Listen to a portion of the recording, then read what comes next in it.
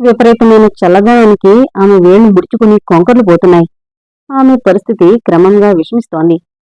హార్బర్లో నుంచి షిప్ కదలడానికి క్లియరెన్స్ వచ్చింది. షిప్ హార్బర్లోకి వచ్చేటప్పుడు హార్బర్ సిబ్బందిలో ఒకడైన పైలట్ తను స్వయంగా ఆ షిప్లోకి ఎక్కి దాన్ని గైడ్ చేస్తాడు. ఆ తర్వాత షిప్ కెప్టెన్ దాన్ని నడిపిస్తాడు. పైలట్కి కూడా షిప్ కెప్టెన్లకి ఉండవలసిన క్వాలిఫికేషన్స్, ఎక్స్పీరియన్స్ ఉంటాయి. నిజానికి ఈ రోజుల్లో షిప్పింగ్లో కెప్టెన్ అనే ఉద్యోగం లేదు. అది ఊరికే వ్యావహారిక పదం. కెప్టెన్ అని అందరూ ఊహించుకునే పదవి పేరు మాస్టర్ ఆఫ్ ద షిప్. ఇతనికి certificate of competency as master of A Paris going steam ship అనే క్వాలిఫికేషన్ ఉండాలి. మంచి షిప్పింగ్ కంపెనీల్లో అయితే అలవెన్స్లతో కలిపి దాదాపు నెలకి 15,000 దాకా జీతం వస్తుంది. షిప్ ప్రయాణం చేయాలంటే నీళ్లు కనీసం 30 అడుగుల లోతునుండాలి. హార్బర్లో నీటి లోతు ఎక్కడ ఎంతుందో కెప్టెన్ కంటే పైలట్కే బాగా తెలుస్తుంది. అందుకని అతని గైడెన్స్ అత్యవసరం. షిప్లోకి ఎక్కాడు పైలట్. చిన్న సైజు షిప్పుల్లో ఉన్న 2 టగ్ బోట్లని ఆ పెద్ద షిప్ కట్టారు. హార్బర్ దాటేంత వరకు షిప్ ఇంజన్లు స్టార్ట్ చేయరు. టగ్ బోట్స్ షిప్పుని బయటకు లాక్కు వెళ్ళిన తర్వాత అక్కడ స్టార్ట్ అవుతాయి దాని ఇంజన్లు. లంగరెట్టే ప్రయత్నం మొదలైంది. కర్ణ కఠోరంగా శబ్దం చేస్తూ గొలుసు పైకొచ్చేసి కేన్ స్టన్కి చుట్టుకుంది. లంగర్ షిప్కి బయటగా పైభాగంలో ఉన్న గ్రూపులో ఇమిడిపోయింది. టగ్ బోట్స్ స్టార్ట్ అయ్యాయి. నెమ్మదిగా కదిలింది షిప్. హార్బర్ నుంచి బయటకొచ్చేసి కొంత దూరం పయనించాక షిప్లోంచి తాళ్లతో చేసిన నిచ్చెన లాంటిది వదిలారు. కెప్టెన్ కృపాసాగర్కి బాన్ వాయేజ్ అని శుభాకాంక్షలు చెప్పి ఆ నిచ్చెన మీద నుంచి టగ్ బోట్లోకి దిగాడు పైలట్. కెప్టెన్ సాగర్ నావిగేషన్ రూమ్లో కూర్చుని ఇంజన్ను స్టార్ట్ చేయడానికి ఆర్డర్ ఇచ్చాడు. ఇంజన్లు స్టార్ట్ అయ్యాయి. ఇంజన్ రూమ్లో ఉన్న వాళ్ళకి చెవులు దెబ్బలు వేసేటంత పెద్దగా వినబడుతోంది ఆ శబ్దం. నావిగేషన్ చార్టు సహాయంతో తను వెళ్లవలసిన మార్గాన్ని ఖచ్చితంగా నిర్ణయించి ఊహించుకున్నాడు సాగర్. సముద్రంలో కనబడే కొండ గుర్తులు, లైట్ హౌస్లు అలాంటివన్నీ సూచింపబడుంటాయి ఆ చార్టుల్లో. షిప్పుని ఏ దిశగా పోనివ్వాలో చెప్పాడు సాగర్. నేవిగేటర్ ఎలక్ట్రిసిటీతో పనిచేసే గైరో కాంపాస్లోకి చూస్తూ దిశని మారుస్తున్నాడు. ఇంటర్కమ్లో సాగర్ ఆదేశాలందుకున్న ఇంజిన్ క్రూ షిప్పుని ముందుకు పోనిచ్చారు. అండమాన్ నికోబార్ దీవుల వైపు ప్రయాణం మొదలుపెట్టింది షిప్పు అనూహ్యతో సహా. ఇండియా మెయిన్ ల్యాండ్కి తూర్పున బంగాళాఖాతంలో ఉన్నాయి ఆ ద్వీపాలు. నికోబార్ కోసమున్న పిగ్మాలియన్ పాయింట్ భారతదేశానికి దక్షిణం అవుతుంది. చాలామంది అనుకునేటట్లు కన్యాకుమారి కాదు. రాత్రి బాగా పొద్దుపోయేదాకా చాలా బిజీగా ఉన్నారు కెప్టెను, ఆఫీసర్లు, ఇంజనీర్లు, సెయిలర్లు అందరూ. ప్రయాణం ఒక దారిలో పడ్డ తర్వాత ఆటో పైలట్ ఆన్ చేశాడు కెప్టెన్ సాగర్. ముందుగా నిర్ణయించిన మార్గంలో షిప్పుని దానంతటా అదే నడిపిస్తుంది ఆటో పైలట్. షిప్పులో కెప్టెను, క్రూ అందరూ కూడా రోజుకి 8 గంటలు మాత్రమే డ్యూటీ చేస్తారు. రాత్రుళ్ళు ఆటో పైలట్ ఆన్ చేసి నిద్రపోతారు. ఎవరో ఒకళ్ళని మాత్రం డ్యూటీలో ఉంచి. పనంతా పూర్తయ్యాక తన క్యాబిన్లోకి వెళ్లి షవర్ బాత్ తీసుకుని బట్టలు మార్చుకున్నారు. అలాంటి చిన్న క్యాబిన్లో ఉంటూ ప్రయాణం చేయడం అతనికి అలవాట్లేదు. కెప్టెన్ కోసం కేటాయించబడిన విశాలమైన ఫ్యామిలీ క్వార్టర్స్ వేరే ఉన్నాయి. షిప్పులో సెయిలర్స్కి వేరే క్యాబిన్స్ ఉంటాయి. ఒక్క క్యాబిన్ 2 ఏసీ బంకులు ఉంటాయి. రైల్వే కంపార్ట్మెంట్లో బెర్తలున్నట్టుగా కొద్దిగా ఫర్నిచర్ ఉంటుంది. అందరికీ కలిసి కామన్ బాత్రూమ్స్, టాయిలెట్స్ ఉంటాయి. ఆఫీసర్లకి ఒక్కొక్కళ్ళకి ఒక క్యాబిన్ ఉంటుంది, అటాచ్డ్ బాతుతో సహా. కానీ సెయిలర్స్, ఆఫీసర్స్ ఎవరూ కూడా తమ కుటుంబాలని తమతో పాటు తీసుకెళ్లకూడదు. ఆ ప్రివిలేజ్ ఒక్క కెప్టెన్కి మాత్రమే ఉంటుంది. అతనికి 2-3 గదులతో ఉన్న ఫ్యామిలీ క్వార్టర్స్ ఇస్తారు. కెప్టెన్కి ఇష్టమైతే అతను తన ఫ్యామిలీని కూడా వెంట తెచ్చుకోవచ్చు డ్యూటీలో ఉన్నప్పుడు కూడా. సాగర్కి కేటాయించిన క్వార్టర్స్లో ఆ షిప్ ఓనర్ సత్యనారాయణ సింగ్, అతని భార్య స్వరూపరాణి ఉంటున్నారు. బాగా లేట్ మ్యారేజ్ చేసుకున్నాడు సత్యనారాయణ సింగ్. దాదాపు 55 ఏళ్ళొచ్చాక పెళ్ళాడాడు స్వరూపరాణిని. ఆమె అతనికంటే 25 ఏళ్లు చిన్నది. పెళ్ళైనప్పటి నుంచి వ్యాపారం మీద శ్రద్ధ తగ్గిపోయింది అతనికి. భార్యని వెంటేసుకుని నాన్ స్టాప్ హనీమూన్ లాగా దేశాలు తిరుగుతున్నాడు. ఈ ట్రిప్పులో భార్యతో సహా అండమాన్స్కు వస్తున్నాడు కాబట్టి స్వరూపరానికి సౌకర్యంగా ఉండడం కోసం సాగర్ ఫ్యామిలీ క్వార్టర్స్ తను తీసుకున్నాడు. తన స్టేటస్కు తగినట్లు ఉండాలని చెప్పి దాన్ని ఒక ఫారెన్ కంట్రీలా పూర్తిగా రీమోడల్ చేయించాడు. డెకరేషన్ పూర్తిగా మార్పించేశాడు. షిప్పుకి పూర్తిగా రిపేర్లు చేయించాడు. మొత్తం షిప్పుకంతా ఫ్రెష్గా పెయింట్ వేయించాడు. తన భార్యని సంతోషపెట్టడానికి దొరికిన ఏ చిన్న అవకాశాన్ని కూడా వదులుకోడు సత్యనారాయణ సింగ్. స్నానం చేశాక మెస్లోకి నడిచాడు సాగర్. ఆ షిప్పులో 2 డైనింగ్ హాల్స్ ఉన్నాయి. చిన్నది ఆఫీసర్లకి, పెద్దది సేలర్ల కోసం. ఆఫీసర్స్ మెస్సు ఎరుపు రంగు వెల్వెట్ పరదాలతో, సీటు కవర్లతో గ్రాండ్గా డెకరేట్ చేసుంది. తెల్లటి డెకోలాం టాప్ టేబుల్స్ శుభ్రంగా తుడిచున్నాయి. టేబుల్ మీద ఫ్లవర్ వాజుల్లో రంగురంగుల గులాబీలు, గుండ్రటి కిటికీల్లా ఉన్న పోర్ట్ హోల్స్లో నుంచి సముద్రం నీలంగా కనిపిస్తోంది. ఈ అలంకరణంతా స్వరూపరాణి చేయించింది. సాగర్ మెస్లోకొచ్చేసరికి అప్పటికే టేబుల్ దగ్గర కూర్చున్నారు సత్యనారాయణ సింగ్, స్వరూపరాణి, వాళ్లతో బాటుగా వాళ్ల గెస్ట్ ప్రొఫెసర్ ఆనందరావు. ప్రొఫెసర్ని నీకు ఇంట్రడ్యూస్ చేశాను కదూ అన్నాడు సత్యనారాయణ సింగ్. కొంచెం అప్రసన్నంగా తల పంకించాడు. బాస్ భార్య తమతో బాటు వచ్చేయడమే కాకుండా తోడుగా ఈ తలతిక్క ప్రొఫెసర్ని వెంటబెట్టుకురావడం బొత్తిగా నచ్చలేదు. పైగా ఈ ప్రొఫెసర్ ఏం తక్కువవాడు కాదు. ఇతని గురించి ఆ మధ్య పేపర్లో నానా గొడవ అయింది. అదింకా మరిచిపోలేదు సాగర్. ఏదో ఒకటి సెన్సేషనల్గా చేసేసి అర్జెంటుగా కీర్తి సంపాదించేయాలి అన్న కండూతి విపరీతంగా ఉంది ప్రొఫెసర్ ఆనందరావుకి. ఉన్నట్లుండి ఒక రోజున తను ఒక అద్భుతాన్ని కనుక్కున్నానని ప్రకటించాడు ఆనందరావు. ఆంధ్రప్రదేశ్లోని ఆదిలాబాద్ అడవుల్లో ఒక ఆదిమ మానవుడి కపాలాన్ని తవ్వి తీశానని చెప్పి సైంటిఫిక్ సర్కిల్స్లో ప్రదర్శించాడు దాన్ని. ఆ కపాలం వెనక్కి వాలిపోయిన నుదురు, ముందుకు చొచ్చుకొచ్చిన మూతి, దవడలు, వెడల్పాటి ముక్కు ఉండదన్న దానికి సూచనగా పెద్ద పెద్ద రంధ్రాలు. 2 రోజులు తిరగకుండానే అది సంచలన వార్తయ్యి ప్రపంచంలోని ఆంథ్రోపాలజిస్టులందరికీ తెలిసిపోయింది. దానికి సంబంధించిన జర్నల్స్లో, కాన్ఫరెన్సుల్లో ఆయన పేరు మారుమోగిపోయింది. ఆ కపాలానికి హోమో ఆనందకస్ అని పేరు కూడా పెట్టేశారు. ఆనందరావు పేరు చిరస్థాయిగా నిలిచిపోవడానికి వీలుగా. కాని సంవత్సరం గడవకముందే ఆనందరావు చేసిన దారుణమైన మోసం బయటపడిపోయింది.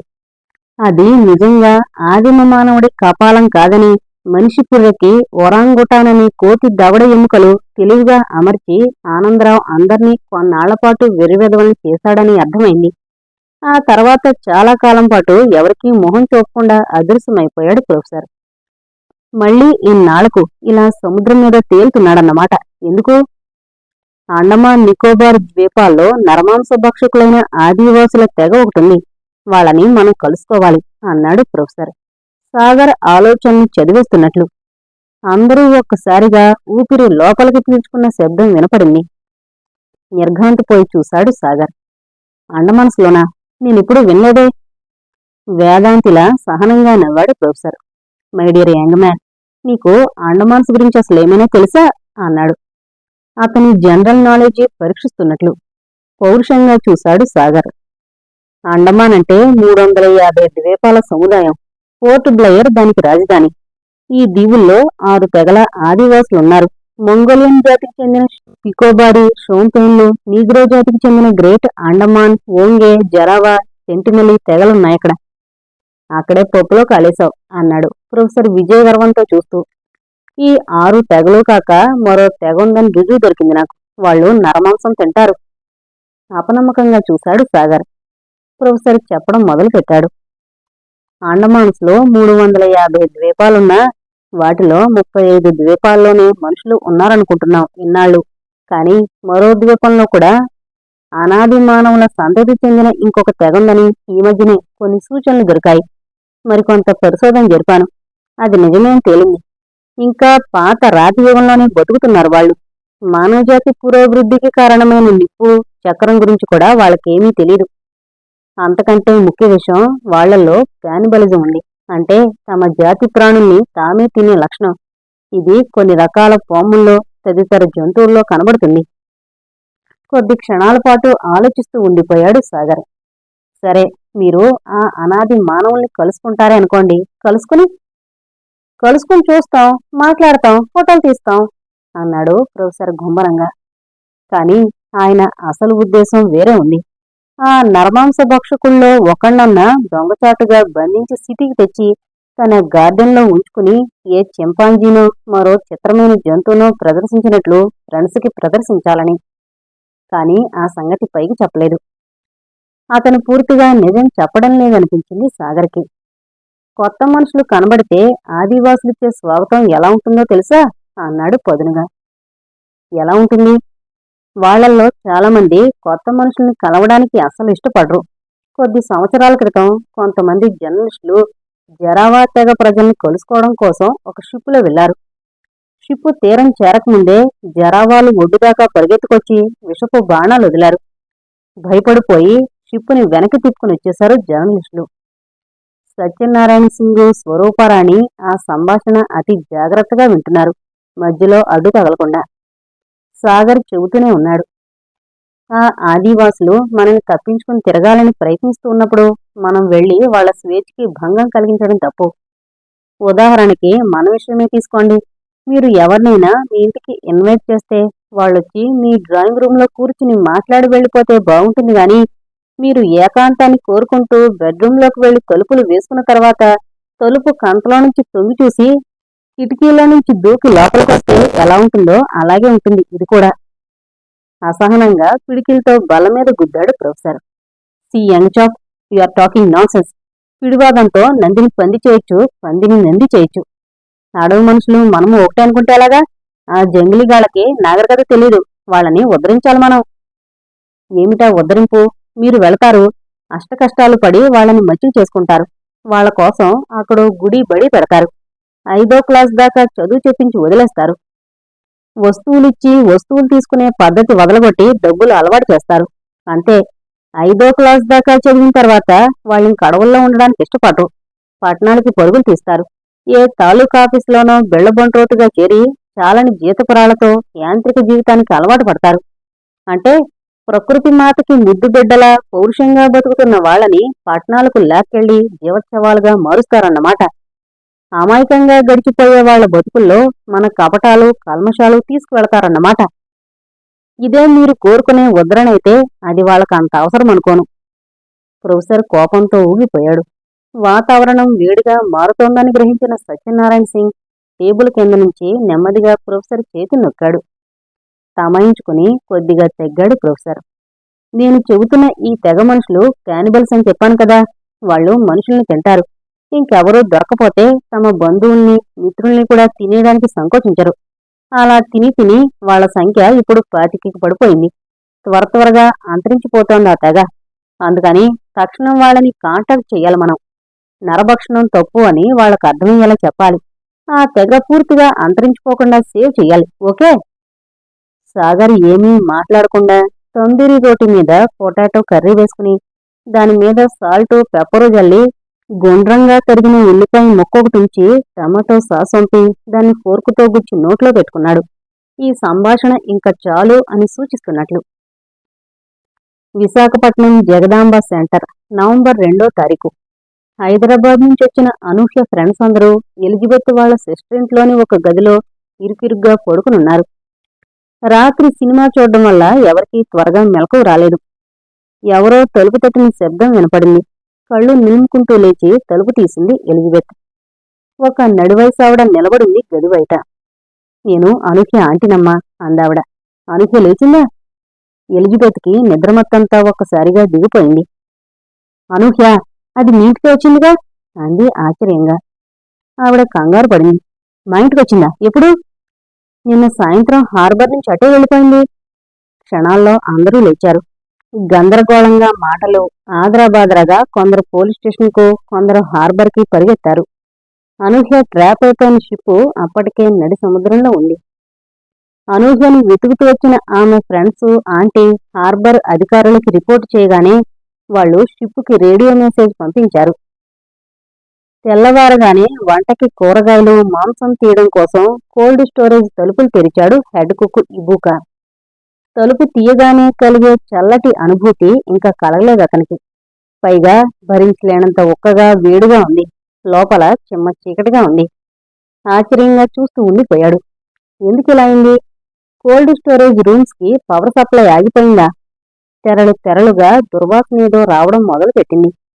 వెళ్లి పొడుగాటి టార్చ్ లైట్ పట్టుకొచ్చి పరిశోధన మొదలుపెట్టాడు. కొద్ది నిమిషాల తర్వాత కారణం తెలిసింది. ఆహారం కోసం వెతుక్కుంటున్న చిట్టులకొకటి కోల్డ్ స్టోరేజ్ రూమ్స్ లోకి దూరడానికి దొంగదారి ఒకటి కనిపెట్టి రిఫ్రిజిరేషన్ డక్టల్లోకి దూరింది. వెంటనే షార్ట్ సర్క్యూట్ అయ్యి కోల్డ్ స్టోరేజ్ కి పవర్ సప్లై ఆగిపోయింది. వేళ్లు కొంకర్లు పోతూ స్పృహ తప్పి కొన ఊపిరితో పడున్న అనూహ్య పరిస్థితి ప్రమాదకరంగా మారిపోతున్నప్పుడు జరిగిందది. వెంటనే చలి తగ్గింది.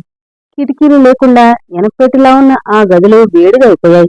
గాలి ఆడకపోవడంతో దుర్భరమైన ఉక్కపోయడం మొదలుపెట్టింది. ఆ వేడికి ఆహార పదార్థాలన్నీ మెత్తగా చెడిపోవడం ప్రారంభమైంది. ఒక్కొక్క అడుగే వేస్తున్నాడు ఇబూక. సడన్ గా కాలికి మెత్తగా ఏదో తగలడంతో ఉలిక్కిపడి కిందకి చూశాడు. ఒక అమ్మాయి నిశ్చలంగా పడుంది కోల్డ్ స్టోరేజ్లో. మరుక్షణం అతనికి నిన్నటి ఆడపిల్లల బృందం గుర్తుకొచ్చింది.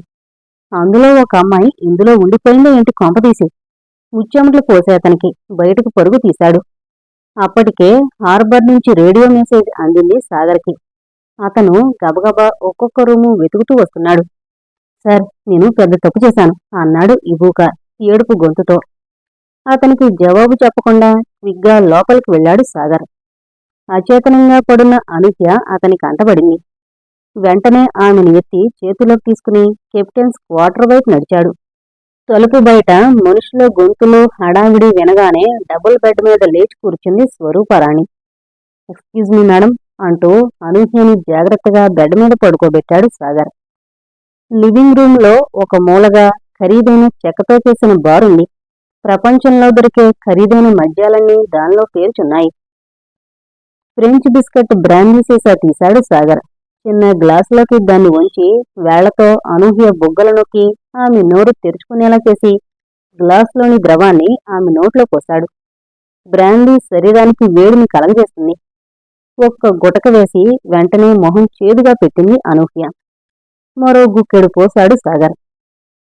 మింగేసి పొరబోయినట్లు దబ్బింది అనూహ్య. తనకు తెలియకుండానే ఇంక పొయ్యొద్దు అన్నట్లు తల అటు ఇటు విదిలించింది. గ్లాసు టేబుల్ మీద పెట్టేసి ఆమె కాళ్ళ దగ్గర కూర్చున్నాడు సాగర్. ఆమె పాదాలు తన ఒళ్ళో పెట్టుకుని అరచేతితో రాయడం మొదలుపెట్టాడు. మంచులో తడిసిన గులాబీలా ఉన్న ఆమె పాదాలు వెచ్చగా కావడానికి చాలాసేపు పట్టింది. లేచి నిలబడి స్వరూపరాణి వైపు చూశాడు. మీరు కూడా కొంచెం హెల్ప్ చేయాలి మేడం. షూర్, ఏం చేయాలి నేను? సంకోచంగా చూశాడు సాగర్. ఆ అమ్మాయి బట్టలు తీసేసి ఒళ్లంతా మసాజ్ చేసి వేడి పుట్టించాలి. ఆ తర్వాత 4-5 బ్లాంకెట్లు వెచ్చగా కప్పియాలి. నవ్వింది Swaroopa. It is a pleasure. Okay boys, out out అంది. ఒకళ్ళ భుజాల మీదుగా ఒకళ్ళు తొంగి చూస్తున్న సేలర్స్ ని ఉద్దేశించి. అందరూ బయటకు వెళ్ళగానే లోపల నుంచే బోల్ట్ పెట్టేసిందామె. బయట డెక్ మీద కలకలం వినపడింది సాగర్కి. త్వరగా అటు వెళ్ళాడు. అక్కడ 4-5 సెయిలర్స్ కలిసి హెడ్ కుక్ ఇబూకాని గట్టిగా పట్టుకున్నారు. పొట్టిగా పిట్టలా ఉన్నా వాళ్ళెవరికీ లొంగక గింజుకుంటున్నాడు ఇబూకా. అతని చేతిలో వంపు తిరిగిన చిన్న కత్తుంది. Ibuka, Ibuka, what is that? Stop it అన్నాడు సాగర్ గట్టిగా. నన్ను వదలండి, నేను హరాకిరి చేసుకుని చచ్చిపోవాలి అంటున్నాడు ఇబూకా. హరాకిరినా? ఎందుకు? అన్నాడు సాగర్ ఆశ్చర్యంగా. హరాకిరి ఏమిటో అతనికి బాగా తెలుసు. అది ఒక జపనీస్ యుద్ధ సాంప్రదాయం.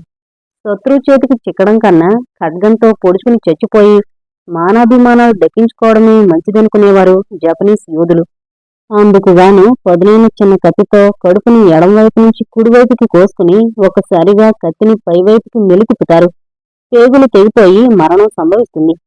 అప్పటికీ చావు రాకపోతే పక్కనే ఉన్న ఆప్తుడు ఎవరైనా శిరచ్ఛేదం చేసి చావుని ప్రసాదిస్తాడు. సరే, ఇన్ని సంవత్సరాల నుంచి మీ దగ్గర పనిచేస్తున్నాను. మచ్చలేని రికార్డు మీది. ఇన్నాళ్లకు ఈ పనికిరాని సేవకుని వల్ల ఒక అమ్మాయి షిప్పులో ఉండిపోవడం, మీకు మాటలు రావడం. దుఃఖంతో అతని గొంతు రుద్ధమైపోయింది. విచలితుడయ్యాడు సాగర్. పని పట్ల అంతటి విశ్వాసం, నిజాయితీ ఉండబట్టే జపనీయులు 2వ ప్రపంచ యుద్ధంలో ఆర్థికంగా, పారిశ్రామికంగా నాశనమైపోయినా తమ దేశాన్ని మళ్లీ అగ్రరాజ్యంగా మార్చుకోగలిగారు. అభిమానంగా ఇబూకా భుజం మీద చేయి వేసి, పొరపాటన్నది మనుషులకి సహజం. ఒక తప్పు చేసినందుకు నువ్వింతగా బాధపడిపోనక్కర్లేదు, ఇదింక మరిచిపో అన్నాడు సాగర్. తల వంచుకుని అక్కడి నుంచి వెళ్లిపోయాడు ఇబూకా. చారల పైజామా నైట్ గౌను వేసుకునున్న సత్యనారాయణ సింగ్ గుప్పు గుప్పున పైపు కాలుస్తూ అక్కడికొచ్చాడు. సాగర్, ఏం జరిగింది? వివరించాడు సాగర్. ఏం చేద్దాం ఇప్పుడు? అన్నాడు సింగ్ విసుగ్గా. సార్, రెండో పద్ధతులున్నాయి. మొదటి పద్ధతి, షిప్పును వెనక్కి మళ్లించి ఆ అమ్మాయిని విశాఖపట్నంలో దింపేయడం. రెండో పద్ధతి, ఆ అమ్మాయిని మాతో పాటు అండమాన్స్ దాకా తీసుకెళ్లి అక్కడ పోర్ట్ బ్లేర్ లో ప్లేన్ ఎక్కించి వెనక్కి పంపేయడం. ఆలోచించాడు సత్యనారాయణ సింగ్. షిప్పు ఒకరోజు అద్దె 40,000 రూపాయల దాకా ఉంటుంది. ఆ షిప్పు తన స్వంతమే అయినా ఆ లెక్కన వెనక్కి వెళ్లి తిరిగి రావాలంటే ఇంధనంతో కలిపి 1,00,00,000 రూపాయల నష్టం వస్తుంది కంపెనీకి. అదీగాక వెనక్కి వెళ్లే వ్యవధి లేదు. అత్యవసరంగా అండమాన్స్ చేరుకోవాలి. ప్రొఫెసర్ కూడా వచ్చాడు అక్కడికి. నిప్పు తొక్కిన కోతిలో గెంతులేస్తూ, వెనక్కి వెళ్లడమా? నాన్సెన్స్. అండమాన్స్కి వెళ్ళిపోవాలి మనం. ఒక క్షణం కూడా వేస్ట్ కావడానికి వీల్లేదు అన్నాడు. సర్కస్కి వెళ్లడానికి తయారుగా ఉన్న పిల్లలు పెద్దల ఆలస్యాన్ని భరించలేనట్లుగా. ముందుకే వెళదాం అన్నాడు సింగ్ తన నిర్ణయాన్ని తెలియజేస్తూ. అప్పుడు వినపడింది అనూహ్య కేక. దెయ్యాన్ని చూసి బెదిరిపోయిందాల్లా ఉందా అరుపు. అదే క్షణంలో సింగు మొహం పొరపాటున అన్నం ముద్దతో పాటు బొద్దింకని మింగేసిన వాళ్ళ అయిపోయింది. రేలింగ్స్ వైపు పరిగెత్తడతను. తలుపులు వేసి అక్కడే నిలబడి అనూహ్య వైపు చూసింది స్వరూపారాణి. అమాయకంగా ఉంది అనూహ్య మొహం. అలసట కనబడుతోంది. నెమ్మదిగా దగ్గరకు వెళ్ళింది స్వరూప. మంచం మీద కూర్చుని మెల్లగా చేతులు జాచి అనూహ్య నడుము చుట్టూ ఉన్న బెల్ట్ లాంటి వెండి గొలుసు తీసేసింది. స్కర్ట్కి ఒక పక్కగా జిప్పుంది. జిప్పులాగేసి అనూహ్యని పక్కకి పొర్లించి స్కర్టుని తొలగించింది. అనూహ్యని కష్టం మీద కొద్దిగా లేపి చిన్న పాపాయిని ఒళ్ళో కూర్చోబెట్టుకున్నట్లు కూర్చోబెట్టుకుంది. పొడుగ్గా ఉన్న అనూహ్య పొడుక్కి తగిన బరువుగా ఉండడంతో కొద్దిగా కష్టంగా ఉందామెకు. తల పక్కకి వాల్చేస్తోంది అనూహ్య. స్వెటర్లా ఉన్న అనూహ్య టాపు అడుగున 2 అంచులతో పట్టుకుని పైకెత్తింది. టాప్స్ పైకొచ్చేసే కాని తల దగ్గర ఆగిపోయాయి. చేతులతో నెక్కను కొంచెం సాగదీస్తే గాని తల బయటకు రాదు. అనూహ్య తల టాప్స్లోనే ఉండిపోయింది. ఆమె ఒక్కసారిగా కదిలింది, మగతలో నుండి బయటపడినట్లు. తన అందాలని సూర్యుడికి కూడా కనబడకుండా దాచుకోవాలనే తరతరాల సాంప్రదాయం ఆమె మస్తిష్కంలో అలారం మోగి అలర్ట్ చేసింది. కళ్ళు తెరిచింది బలవంతంగా. అంతా చీకటిగా ఉంది. ముక్కుకి స్ట్రెచ్ నైలాన్ టాప్స్ బిగువుగా తగులుతూ ఊపిరాడడం కష్టమనిపిస్తోంది. తన తల మీద ఎవరో మాస్క్ తొడిగినట్లు అనిపిస్తోంది ఆమెకి. ఏం జరిగింది? ఎక్కడుంది తను?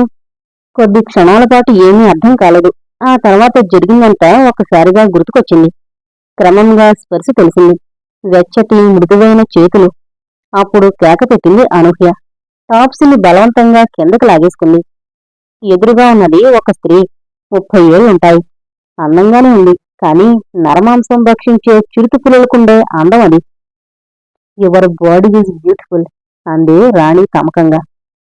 Honey, you look divine. నువ్వు నేను అతి సున్నితమైన ఫ్రెండ్స్ కాబోతున్నాం. Forever. This is a promise. Swarooparani మొహంలోకి ఆశ్చర్యంగా చూసింది అనూహ్య. ఆమె చూపులు ఎక్కడ కేంద్రీకరించున్నాయో గమనించగానే మరింత ముడుచుకుపోయింది. ఆమెకు అందకుండా జరిగి చటుక్కున మంచం మీద నుంచి కిందకి దూకింది అనూహ్య. తెల్లటి బెడ్షీట్ లాగేసి నడుం చుట్టూ చుట్టేసుకుంది. కొంతమంది ఆడవాళ్లలో ఇలాంటి మానసిక రుగ్మత ఉంటుందని పుస్తకాల్లో చదివిందామె. సాటి ఆడవాళ్ల మీద మనసు పడ్డం.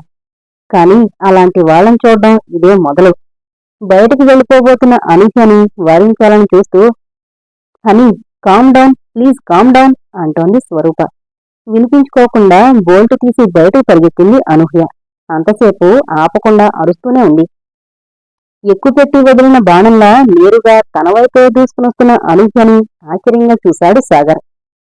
Help me, please help me అంది రొప్పుతూ. Take it easy, take it easy. ఏమైందో చెప్పండి. తన మీదకి వరకబోతున్న పులిని తప్పించుకుని పరిగెత్తిన లేడిపిల్ల ప్రమాదం గడిచిందో లేదోనని ఒక్కసారి వెనక్కి చూసినట్లు భయంగా చూసింది అనూహ్య. కొంచెం దూరంలో ఆగిపోయింది స్వరూపరాణి అదో రకంగా నవ్వుతూ. చెప్పండి మిస్, ఏమైంది అన్నాడు సాగర్. చెప్పడానికి నోరు తెరిచి ఆగిపోయింది అనూహ్య. అదంతా తను ఇతంతో ఎలా చెప్పగలడు? 4 దాకా వచ్చి జారిపోయిన చాక్లెట్ కేకుని చూసినట్టు చూసింది స్వరూపరాణి అనూహ్యని. నేను ఇంటికెళ్ళిపోతాను, నన్ను వెంటనే పంపించండి ప్లీజ్ అంది అనూహ్య వణుకుతున్న గొంతుతో. జాలిగా చూశాడు సాగర్. సారీ మిస్, నడి సముద్రంలో ఉన్నాం మనం. పోర్ట్ బ్లేయర్ చేరగానే నెక్స్ట్ ఫ్లైట్లో మిమ్మల్ని మెడ్రాస్ పంపేస్తాం. అప్పటిదాకా ఓపిక పట్టండి. పోర్ట్ బ్లేయరా? అంది అనూహ్య భయంగా. పోర్ట్ బ్లేయర్ వెళ్లేదాకా ఈ షిప్లోనే ఉండాలా నేను? మీకేం పర్వాలేదు. మీకు తోడుగా మరో లేడీ ప్యాసింజర్ ఉన్నారు. విషాదకరమైన జోకులా వినపడ్డాయి ఆ మాటలు అనూహ్యకి. ఇంతమంది మగాళ్ళ మధ్య తానుగాక మరొక్కతే ఆడది. ఆ ఆడదాని వల్లే తనకు తక్షణ ప్రమాదం. బెదిరిపోతూ మళ్లీ భుజం మీదుగా వెనక్కి చూసిందామె. రాణి పెదవులు నవ్వుతో వంకర తిరుగున్నాయి. నన్ను తప్పించుకుని ఈ షిప్లో ఎంత దూరం పోగలుగుతావు అన్నట్లు. చటుక్కున సాగర్ వైపు తిరిగింది అనూహ్య. పోర్ట్ బ్లేర్ దాకా నేను ఈ షిప్లోనే రావడం తప్పనట్లయితే నేను మీతో పాటే ఉంటాను, ప్లీజ్. నిన్న తన స్కర్టు ఎగిరిపోతే అతను ఎంత డిగ్నిఫైడ్ గా ప్రవర్తించాడో గుర్తుంది అనూహ్యకి. చిత్రంగా ఉందిది. సాటి ఆడదాని చేష్టలకు భయపడిపోయి పరాయి మగాడిని శరణు కోరుతుంది తను. వింతగా ఆమెను చూశాడు సాగర్. మీ ఇష్టం అన్నాడు ముక్తసరిగా. తర్వాత ప్రొఫెసర్ వైపు తిరిగి, ప్రొఫెసర్ గారు, ఈ వాయిస్ నుంచి నేను మీరు ఫస్ట్ ఆఫీసర్ క్యాబిన్ షేర్ చేసుకుందాం. మన క్యాబిన్ ఈ అమ్మాయికి ఇచ్చేద్దాం, ఓకే అన్నాడు. వద్దొద్దు, నన్ను మీ క్యాబిన్లోనే ఉండనివ్వండి అంది అనూహ్య వణుకుతున్న గొంతుతో. ఏం చెయ్యాలో తోచలేదు సాగర్కి. జరిగిందేమిటో అతనికి చూచాయిగా అర్థమవుతోంది. సరే అన్నాడు నెమ్మదిగా. మిగతా వాళ్ళకి ఇదంతా ఏంటో అంతుబట్టలేదు. ఆశ్చర్యంగా చూస్తున్నారు అందరూ. అనూహ్యని తన క్యాబిన్లోకి తీసుకెళ్లి ఆమె కోసం కాఫీ ఆర్డర్ చేశాడు సాగర్. తర్వాత రేడియో ఉన్న రూంలోకి వెళ్లి విశాఖపట్నం హార్బర్కి కాంటాక్ట్ చేసి అనూహ్య షిప్లో ఉండిపోయిన సంగతి కరెక్టేనని, ఆమెని పోర్ట్ బ్లేర్ నుంచి విమానంలో పంపిస్తామని మెసేజ్ పంపించాడు. ఈ హడావిడిలో అందరూ కాసేపు సత్యనారాయణ సింగ్ విషయం మర్చిపోయారు. అది గుర్తొచ్చి రైలింగ్స్ వైపు చూశాడు సాగర్. రైలింగ్స్ మీద నుంచి తలను ఉంచి సముద్రంలోకి వాంతి చేసుకుంటున్నాడు సింగ్. సో సీ సిక్నెస్ తాలూకా మొదటి విక్టిం అనుకున్నాడు సాగర్. సముద్ర ప్రయాణంలో సీ సిక్నెస్ రావడం చాలా మామూలు. సముద్రం మీద వెళ్లే షిప్పు నిరంతరంగా అలల మీదకి ఎక్కుతూ దిగుతూ పయనిస్తుంది, లేదా అలల మధ్యగా అటు ఇటు ఊగుతూ వెళుతోంది. ఈ రెండు రకాలైన కదలికలు కూడా ప్రయాణికుల కడుపుల్ని అప్సెట్ చేసేసి వాంతులు కలిగిస్తాయి. సీ సిక్నెస్ కి లోనైన వారు వరుసగా వాంతులు చేసుకుంటూ నిస్సత్తుగా పడుకుని ఉండిపోతారు. రాటుదేలిన నావికులకి సముద్ర ప్రయాణం అలవాటైపోయిన వాళ్ళు కూడా సీ సిక్నెస్ రావచ్చు. ఇప్పుడు సింగ్కి వచ్చినట్లు. సీ సిక్నెస్ వచ్చిన వాళ్ళు ఖాళీ కడుపుతో ఉండకూడదని అంటారు. ఏదైనా తింటూనే ఉండాలి. వికారంగా ఉండి ఏమీ నోట్లో పెట్టుకోబుద్ధి వెయ్యకపోయినా కూడా ఖాళీ కడుపు మీద వాంతులైతే రక్తం కక్కునే ప్రమాదం ఉంది. వికారం తగ్గడానికి గాను షిప్పులో అక్కడక్కడ డ్రమ్ములతో నిమ్మకాయ రసం పెట్టుంటుంది, లేదా కిచెన్లో వేడివేడి చారు సిద్ధంగా ఉంటుంది. ఒక మగ్గుతో నిమ్మకాయ రసం తెప్పించి సింగికిచ్చాడు సాగర్. నిస్సత్తుగా థ్యాంక్స్ చెప్పి వెళ్లి తన మంచం మీద పడుకుండిపోయాడు సింగ్. ఆ మధ్యాహ్నం సాగర్ బలవంతం మీద 2 బ్రెడ్ స్లైసెస్ ను కొద్దిగా వెన్న తింది అనూహ్య. ఇంటి మీద బెంగతో నోరు తెరిస్తే దుఃఖం పొంగి పొర్లిపోయేటట్లుంది ఆ అమ్మాయికి. నీళ్లని పీల్చుకుంటూ అండమాన్ ద్వీపాల వైపు సాగిపోతోంది షిప్పు. చీకటి పడింది. అప్పుడే చంద్రోదయం అయింది. వెన్నెల సముద్రానికి వెళ్లిపోత పూస్తున్నట్లుగా ఉంది. రైలింగ్స్ ని ఆనుకొని చంద్రుని చూస్తూ నిలబడున్నాడు సాగర్. వెన్నెల ఎందుకింత వేడిగా ఉంది అంది ఒక స్త్రీ కంఠం. వెనక్కి తిరిగి చూశాడు సాగర్. స్వరూపారాయణ నిలబడింది. అతి పల్చని నైట్ గౌన్ వేసుకునుందామె. పరిమళం వస్తోంది ఆమె నుంచి. దాదాపు అతన్ని తాకుతూ నిలబడింది. ఇబ్బందిగా పక్కకి జరిగాడు. అతనితో పాటే ఆమె కూడా జరిగింది. ఈ బాస్కి సీ సిక్నెస్ తగ్గలేదింకా అంది విసుగ్గా. పొద్దునుంచి అలా పడుకుని ఉండిపోయాడు. రాత్రంతా కూడా అలా దొంగలా పడుకుని ఉంటాడనుకుంటాను. అందమైన వెన్నెల రాత్రులంటే ప్రాణం నాకు. అవి వృధా అయిపోతే విలవిల్లాడిపోతుంది నా ప్రాణం. అతను ఇబ్బందిగా నవ్వి, ఒకసారి ఇంజిన్ రూంలోకి వెళ్ళొస్తాను అని కదలబోయాడు. అతనికి అడ్డంగా నిలబడి అతని కళ్ళలోకి చూసింది స్వరూపారాణి. ఆమె కళ్ళల్లో ఆహ్వానం. జుగుప్స కలిగింది సాగర్కి. నిన్న సింగుతో, ఇవాళ పొద్దున్న అనూహ్యతో, ఇప్పుడు తనతో సరగాల ఈవిడికి. ఏసీ డీసీ కరెంట్ లాంటిదన్నమాట ఈ ఉన్మాద స్త్రీ. అవసరానికి ఆడదైనా మగాడైనా సరేనన్నమాట. ఛీ! మునికాళ్ల మీద నిలబడి అతని మెడ చుట్టూ చేతులేసింది స్వరూప. అతని వదిలించుకోబోయాడు. వెంటనే పబ్లిక్ ఎడ్ సిస్టంలో మాటలు వినపడ్డాయి. ప్రమాదాన్ని సూచిస్తూ అలారం బెల్ల మోగింది. SOS message sir, SOS message sir. SOS అంటే సేవ్ అవర్ సోల్స్ అని అర్థం చెబుతారు. అది ఎంతవరకు కరెక్టో తెలీదు గాని తాము ప్రమాదంలో ఉన్నట్లు సూచించడానికి ఆ 3 అక్షరాల్ని సంకేతంగా ఉపయోగిస్తారు చాలా మంది. ఇప్పుడు ప్రమాదంలో ఉన్నది ఎవరు